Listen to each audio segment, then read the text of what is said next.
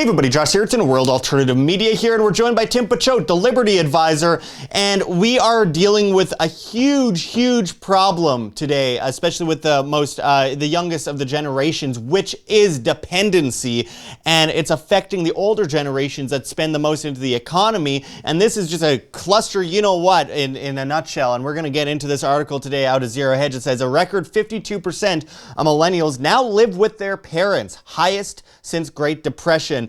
And this is absolute insanity. And of course, they're going to try and blame COVID and whatever, you know, a scapegoat that they can possibly blame. But the fact of the matter is, this is a long time coming, and it really is something that we've been reporting on for many years here at WAM, talking about the dangers of dependency and how this would eventually happen and how these cycles turn into, you know, creating weak men create, you know, hard times create strong men create good times, and we can go in a circle with that. But anyway, let's before we go into this today, make sure to check those links below, hit that like button, share on social media to get around the shadow banning, join our newsletter at www.iambanned.com. Also, because we are completely viewer funded and demonetized, make sure to check the links below for GoFundMe, Patreon, and Subscribestar. Only you can keep this information running, as we are about to be deleted off of YouTube, and either way we're leaving by November 5th because we have no choice. So check us out on the alternative platforms like Flote.app, LBRY, BitChute, and Minds, all linked below.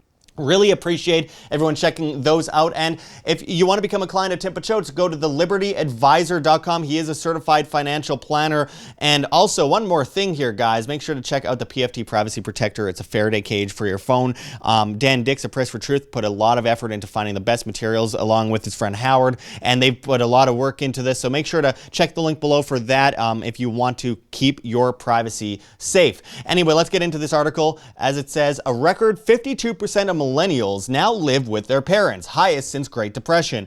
And as the article goes into, Wall Street and the Trump administration have been in no rush to acknowledge the deep economic scarring from the virus-induced downturn that is set to prolong the recovery well into 2021. I think that's wishful thinking myself. As it continues, it says readers by now understand the probabilities of a V-shaped recovery for the real economy for the remainder of 2020 are quickly fading. Stories of permanent job loss and the collapse of small businesses are gaining traction in the mainstream press in September as the stock market rolls over. Another dose of economic reality could stun Americans, as the total number of young adults living at home has just surpassed levels not seen since the 1930s Great Depression. A new report via Pew Research Center explains a record amount of young folks have moved back home because of the virus pandemic. See, I told you, has crippled their finances. As of July, 52% of millennials were living at home, up from 47% in February. At least 2.6 million youngsters over the February to July period returned home, pushing up the total to 26.2 million. And you could see this chart here from Pew Research Center. Now let's go into this, Tim. I think this is an important subject. Obviously, yourself as a certified financial planner, something you probably get asked a lot about is, you know, millennials and the issues of kids living at home, because obviously with the baby boomer generation spends more into the economy than any other generation. And many of the baby boomers have kids that are in their 20s. And I say kids in their 20s because nowadays most people in their 20s are still kids, because again, we're living in a very dependent era here where people are raised to be dependent. It's not necessarily the fault of the parents. It's a public school system. It's a media. It's just the way people are educated today, and it's unfortunate, and we see this go in loops for over eternity. I mean, they mentioned since the Great Depression. That was right before the hard times of the Great Depression. Everyone was starting to get more and more dependent. They were living their best years. You know, they're dressing up, costume parties, drinking, you know, gluttony, all this kind of stuff. And what happens at the end of a bubble, you start seeing things like we saw in like Scottsdale. There's a bunch of stores that are shuttered now that were like sock stores, like quirky socks. It's like that's peak bubble. Well, another thing that's peak bubble is kids being super dependent, living with their parents, not having jobs, and it really does show and give an insight into the real economy. So what do you think about like this amount of debt that you know, kids in their 20s have, the amount of kids living at home with their parents, and then the strain it has on retired baby boomers?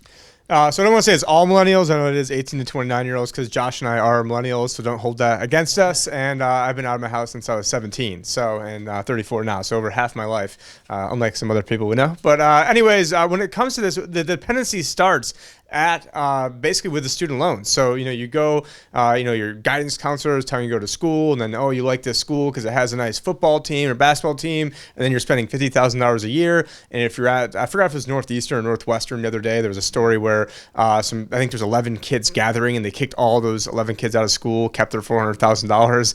And frankly, I'd be absolutely pissed if that were, happen to me or my kid. But anyways, we're at this point now where, so you go into college, you get yourself into $100,000 of debt, and then now you can't find a job, and now you're working at Starbucks and, kicking people out of stores because they don't have masks on. And then the next thing you know is, you're still living at home, and now you can't go get married because no one wants to marry someone that's, $100,000 in debt, or, it's probably not a good, wise move. And then because you're not getting married, then you're probably not having kids, which means you also don't have the money to go buy your first home, which then also then leads into other things where, who are the older generations going to sell their homes to? Oh, the other kids who are still living at home with their parents. Now some of them might be, making wise financial moves and saving up money and doing responsible things. But, a lot of people, it's because they have to, not because they want to, because believe me, probably very few people want to live with their parents, in their 20s, and it's even a bad problem for I don't say kids in their 30s, but we do know kids in their 30s, but it's a bad problem for One of them has immediate. Yeah, it's bad for people in their 30s as well. But before you continue, Tim, I want to mention here, because we have this psychological impact of, so a lot of people will say, one of the biggest things that prolongs things like alcoholism, for example, is denial. And there's a psychological impact for denial on millennials, a lot of kids in their 20s that think they know everything, and they don't look at it as they're doing the wrong thing. They're looking at it as people are doing this to them. It's being done to them, and to an extent, they're right. Obviously, they are being affected by a beast system, but with that said, it's about responsibility. That's all freedom has ever been about, and they instead of offloading their responsibilities, like looking at issues that they're responsible for and things that they can do to better themselves and their life and their livelihood. Instead, they blame the past generations. They blame every single thing around them, every construct of society, their parents that are paying for everything for them. And it is really a psychological issue. It's denial of your basic responsibilities. And we know a lot of people in their 30s that are still denying those responsibilities. So again, I can't help but think that while this is being done to them to a great extent, most of this rests on their shoulders for just believing and regurgitating everything they learn in school and just going along with the crowd. And they're asking for literally more of what got them there in the first place. This government. So that's what drives me nuts. Yeah, and so I get all these, especially like Black Lives Matter supporters who want to ask for more government. Well, it's the government that's holding you down in most cases. Yeah, the government, the one running crack cocaine into black communities for 30 years and destroying the families, and now the government's rubbing their hands together as all these people protest for more government. Or marijuana as a Schedule I drug, meaning it has absolutely no medical uses whatsoever, and then using that as a skeleton key to then go and be able to search black people's cars. But no one wants to talk about that. But we're not. That's a whole nother rabbit hole that I'm not I'm afraid to talk about numerous times, but it's just not what we're talking about right now. But as you go into other things, just think about this. Eventually, this is going to have, when the CDC is no longer the landlord. Who are all these homes that are all these people that are way behind in their mortgage payments, their rent payments. How I don't see how the housing market in certain areas, more rural areas and areas away, probably close to bigger cities of people fleeing places like New York City. I think some of those could see good price appreciation, and maybe even places like we're at here in Arizona, and unfortunately because we're being Californianized. But then that notwithstanding, I just don't see how the math is going to work out unless it's just the housing prices go up because they're printing all this money. But it all starts from getting indoctrinated, going into school, and then now all these kids are broke and they're mad, but they're not mad at their professors who never knew anything and got them into this position to begin with. They're mad at entrepreneurs. They're mad at they should be mad at the system, but they just unfortunately don't understand how the system basically is using them as tools to get more enslavement. Just like no one wants to go around polluting everything, but the environmental movement, while there's probably a lot of good-hearted people in there, especially because it's this generation that's pretty much all caught up in it. They see people like us as the bad guys, even though we're the ones who want to live sustainable and we, not that we're trying to live sustainable, but we want to be off grid and do all the things that they should be doing. Yeah, meanwhile, the government is the biggest polluter in the history of the world, and they want the government to fix the problem of pollution. It's like asking the government to fix the police. That's like asking the government to fix the wars. Well, wait, they're the ones behind that agenda in the first place. And again, we can look at this chart here on the screen. Share of young adults living with parents rises to levels not seen since the Great Depression era. Percent of 18 to 29-year-olds in U.S. living with a parent. And you could see, obviously, there is that uptick. Well, in the Great Depression, there is an uptick from February to July 2020 during the COVID thing. But look, that's just because, well, in the first place, this is just a catalyst. It wasn't a cause. There was already a big problem with the economy. There's already a huge move. You could look between, 2000 and then 2010 and then 2010 and 2019. It's just an absolute insane rise. And what they don't mention is that, this was just a catalyst. So that was already about to happen. Kids were on their last dollar as it is. And then all it needed was something to basically literally kick them out of their jobs. And it made sense for them to do this and live with their parents. And again, a large percentage of these are also Asian and Hispanic, and culturally Asian and Hispanic people live with their parents more often. And it's not a level of dependency. It's just a cultural thing where people take care of their family members, especially their grandparents and great grandparents. So that also is in there, but it's not properly accounted for. So at the end of the day, I think the issue is the dependency more than anything else. So yeah, we see an uptick under COVID. Sure, of course there was going to be an uptick over COVID. There's already an uptick, a massive uptick over the last several years, from 38% to 47% leading up to this year, up to this February. So that can't be ignored, and we've talked about that for years, a massive uptick. And that is what worries me, because these people, unfortunately, again, they're in debt in college.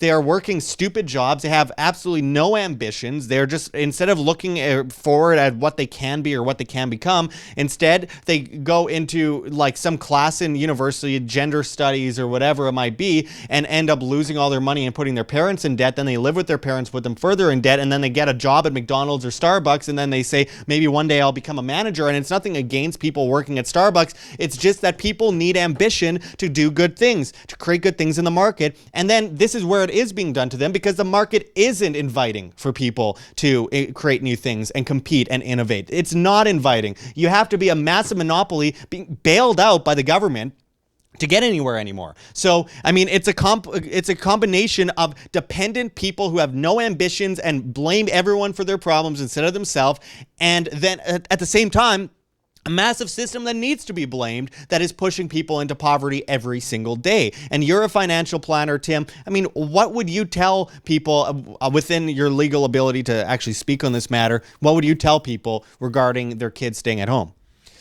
Well, I mean, it's a tricky one, and I've seen it where my dad, came back home briefly to, live with my grandparents, but, he had me at 20 and 19 years old, so I'm not like some rich trust fund baby, as people might think, just because I'm a financial advisor. I mean, I know the struggles that are out there, and mom was working, at Pizza Hut growing up, and dad was working at a grocery store, so I get the struggles that are out there, but, but for a lot of people, they're, especially if they're close to retirement age, they're going to have to be able to prioritize being able to retire than they will than they are to either paying kids' debts down or bankrolling their children's future, because there's not a lot of time for them to plan for these things.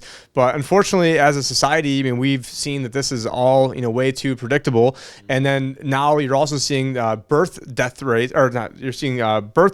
pretty much at all-time lows, at least during our lifetimes, which then is going to have its own implications going on, because this entire economy is basically a Ponzi scheme, and especially things like Social Security and Medicare, which is even a bigger problem, Social Security. So as you need to have more and more generations paying into the system because they never saved any of the money, just like in like when everyone says, oh, well, Bill Clinton ran surpluses. Well, he didn't. If you actually back out of the Social Security payments, he actually ran deficits, which is why the national debt went up every year underneath Clinton. And I'm not defending it. I hate all the presidents. So, but the point is that if we couldn't even during the best times, the greatest times ever, be able to bankroll and save any money as a country, then how the hell are we going to do it now? Because there's no way to ever pay back the debt, because the money is the debt. But but with Social Security, seeing as how you always have these other generations that are bigger and bigger and bigger, well, now because of things, and this is just a mathematical statement here, because of things like abortion, it's just a math problem. So you can't have less people paying for a bigger generation, and is eventually you're only going to have so many people able to pull that horse. And this is not even making any more. This is a strictly mathematical thing that you can't have abortion and have this type of Ponzi scheme economy. And they're going to probably eventually give everybody the money that they're owed. They're going to give you your $50,000 your pension. They're going to give you your $34,000 of Social Security. But the thing is, it's not going to buy you anything. And so, like, if you're sitting in Chicago and you're in a teacher's, I mean, I doubt there's any Chicago teachers watching. I mean, if there are, I mean, maybe leave it below in the comments. But good for you. I've already probably offended them by now. But yeah, for your advice is I would basically not bank on that at all if you're in your 20s or 30s and you're working for Chicago in any sort of pension type job that you're going to get in the future. You're probably not going to get it, and I would definitely just not even like walk out of that. I'd run out of that and try to get something else, because there's no way all of these promises can be made. I mean, I think in Illinois it's like 20% funded right now, which is just an absolute joke. And then so now they're using this crisis as a skeleton key. So the next go around, they'll probably have the feds start bailing out the municipalities, even though they were all in trouble beforehand. And a lot of times it's the democratically controlled areas. Not to, I mean, again, I don't like the Republicans either, but a lot of these cities, it's just an absolute mess. And we just know that where this is eventually going is we need to have more bailouts to help people out. But but you're gonna have another generation now when you're living at home. It's probably you're gonna vote. You're in a weakened position when you're living at home. You're dependent on somebody else, and then these people are gonna be more apt to be dependent on the government as well, by and large. Not everybody. There's certainly people that fell in hard times and who are great people living at home, and I've fallen in hard times before. You're demonetized right now, literally without a home. Yeah, literally without a home. And so I get what happens. I mean, 2 years ago I was basically I was forced to leave. Not for, I mean, in order for me to speak freely like I am now, I had to leave the situation that I was in, that I finally built up, and then the government kept me out of work almost the exact amount of time that we've been under this lockdown now, and I was completely out without any income. And believe me, I know how this feels, but I also know that in both cases, in my case and the case that's going on right now, in both cases it was the government's fault. And unfortunately, until we are able to get kids out of this indoctrination system, that's the education system, it's going to keep getting worse and worse and worse, because people always believe these liars. Right, and it's so circular. And you mentioned if you're in that Chicago school system or whatever, just get out, run out, and people will say, well, it's easier said than done. So is literally everything. Everything is easier said than done, unless you have vocal problems or something. I mean, like, seriously, everything is easier said than done. So that is a nonsense excuse that people give. Every good thing in your life comes from a risk. Every good thing you do in your life comes from a risk that you could lose everything putting your eggs on. But listen, that's how you get to where you want to be. You don't just like snap your fingers working at Starbucks and go, well, tomorrow I'm going to be, a millionaire, and then it just happens. No, you have to pretty much risk going homeless, leave your job. And this is my opinion, of course. Don't follow everything I'm saying as like investment advice here, but obviously it isn't. But just like you have to like leave your job basically and put yourself in a position where you could go homeless, and then possibly move in with your parents while working on all this other stuff to build yourself up as an individual, whatever hobby, whatever thing that you're passionate about, and then get there. Honestly, it takes years of work. When I started Wham, I was like, seriously, I left a good construction job that was like $21 an hour, which at my age when I started Wham, I was like 17, 18. So I was young. I started doing this. I had already moved across the country previous to that when I was like 15 and was selling photography and busking music on the streets. And all those things were risky. And then losing and just giving away this job that I had so much potential, and they wanted to give me a raise, all that kind of stuff, because I wanted to do this. Do you think everyone didn't call me insane and call me crazy? Do you think I didn't think that while I was going to bed every night, that I was going crazy, that I was actually doing something like this that had no profit potential at all? Well, guess what? I made it through there. I went years without making any money. I was super broke all the time, but I do what I love. And then I got to a point where I was making some money, and then YouTube ripped that away from me. So here I am again, because that's, again, YouTube, which is tied in with the CIA and the government. Again, the government coming in and telling me I can't do something and they're going to rip it away. Sure, I complain. Sure, I call on people to go to the other platforms. But at the end of the day, It's what am I going to do about it as an individual? It comes down to me. It's not what the government can do about it. It's not what the banks can do about it. It's what I can do about it, because I'm not going to add kerosene to the fire that's already been started by them. So anyway, I appreciate you going into this, Tim. Of course, you can become a client at Tim Picciott at thelibertyadvisor.com, linked below. And it's another good show. We are going to cut it short because, as always, we're going late. But make sure to hit that like button. Check the links below. And of course, share this on social media to get around the shadow banning. Join our newsletter at www.iambanned.com.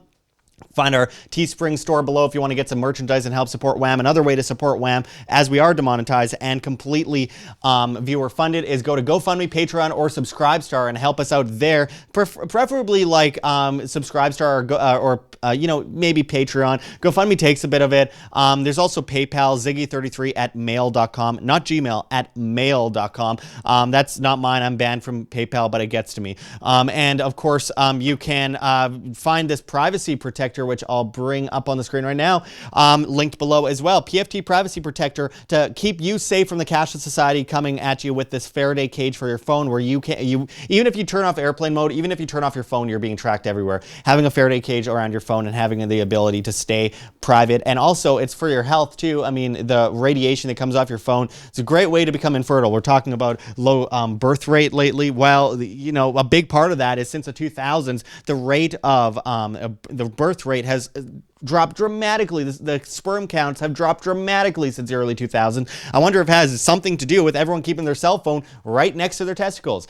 Anyway, I really appreciate everyone watching that. Check the links below and find anything you need down there. Also, join us on Flote.app, LBRY, and BitChute, as well as Minds. All linked below. We need you on those other platforms. Anyway, that was long-winded. Until next time, this is Josh Sigurdson and Tim Picciott signing out from World Alternative Media. Find the truth, be the change.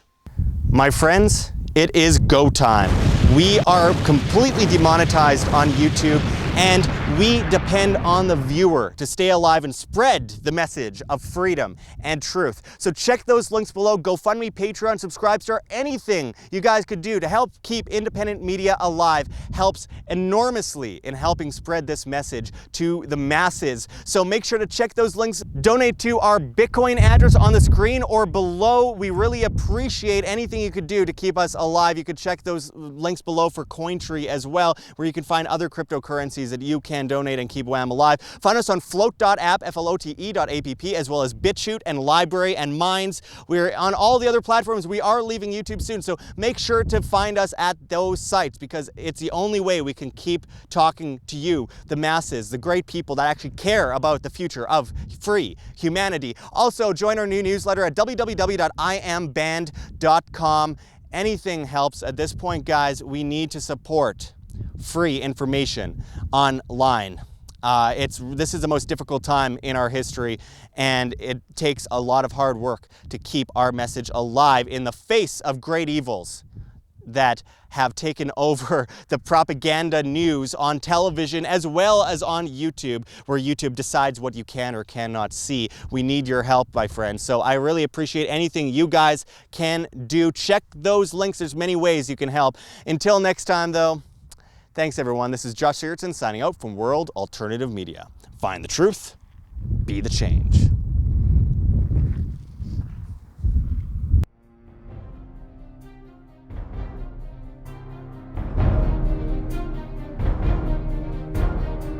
I'm sure you have already changed people's minds in your young age because you're involved, and I like that.